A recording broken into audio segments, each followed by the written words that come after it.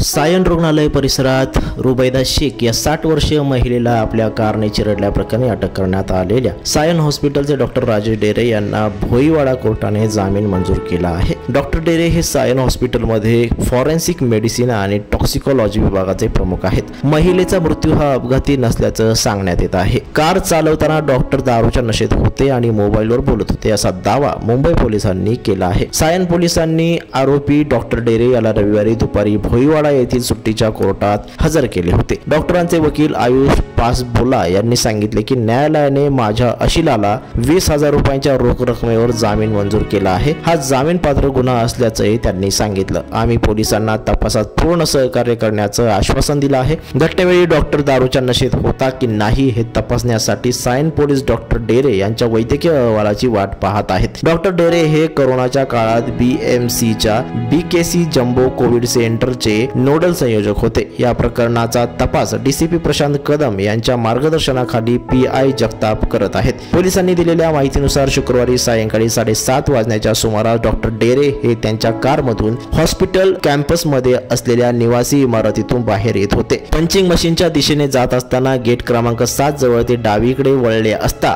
तिथे असलेल्या महिलेला त्यांनी पाहिले नाही आणि कथितपणे आपल्या कारने तिला चिरडले, ज्यामुळे ती महिला गंभीर जखमी झाली असा आरोप आहे। पोलिसांनी दिलेल्या माहितीनुसार डॉक्टर डेरे हे घटनास्थळावरून पळून गेले नाही, तर त्यांनी घटनेनंतर शासकीय रुग्णालयातील अधिकारी आणि सुरक्षा रक्षकांना बोलावून रुबैदा शेख यांना वार्ड क्रमांक 20 मध्ये दाखल केले। त्यांना व्हेंटिलेटरवर ठेवण्यात आले, मात्र उपचारादरम्यान त्यांचा मृत्यू झाला। स्वतः डॉक्टरांनी मीडियाशी बोलताना याला दुजोरा दिला। मी हॉस्पिटलच्या आत जास्त वेगाने गाडी चालवत नव्हतो। घटनेनंतर मी स्वतः जखमी महिलेला रुग्णालयात नेले आणि तिला ICU मध्ये दाखल केले। दुर्दैवाने महिलेला वाचवता आलं नाही असं त्यांनी सांगितलं। पोलिसांना रुबैदा यांच्या मृत्यूची माहिती देण्यात रुग्णालय प्रशासन आणि आरोपी डॉक्टरने निष्काळजीपणा केल्याचा आरोप करण्यात आला आहे। पोलिसांनी दिलेल्या माहितीनुसार हॉस्पिटलने या प्रकरणाची माहिती तातडीने पोलिसांना दिली नाही। रुग्णालय प्रशासन या प्रकरणावर पडदा टाकण्यात व्यस्त होते। त्यानंतर रुग्णालयाच्या आवारातील CCTV फुटेज तपासले असता डॉक्टर डेरे हेच गाडी चालवत असल्याचं आढळून आलं। मात्र याबाबत डॉक्टर डेरे यांना विचारलं असता त्यांनी महिलेच्या मृत्यूचं कारण अपघातात झालेल्या जखमा नसून हृदयविकाराचा झटका असल्याचं सांगितलंय। मुंब्रा येथील रहिवासी असलेल्या रुबैदा यांच्या हाताला दुखापत झाली होती। त्यांच्यावर सायन रुग्णालयात उपचार सुरू होते। शेख यांच्या पश्चात पती, 2 मुलं आणि 1 मुलगी असा परिवार आहे। रुबैदा यांचा मुलगा शाहनवाज यांनी सांगितले की माझ्या आईला मधुमेह आहे। तिच्या हाताला दुखापत झाली होती, जी दिवसेंदिवस गंभीर होत होती। एप्रिलमध्ये तिला सायन रुग्णालयात दाखल करण्यात आले होते। तिला 16 मे रोजी डिस्चार्ज देण्यात आला। त्यानंतर ती नियमित तपासणीसाठी रुग्णालयात गेली होती। शुक्रवारी ती तपासणीसाठी गेली होती। तिथे डॉक्टरांच्या हलगर्जीपणामुळे तिचा मृत्यू झाला।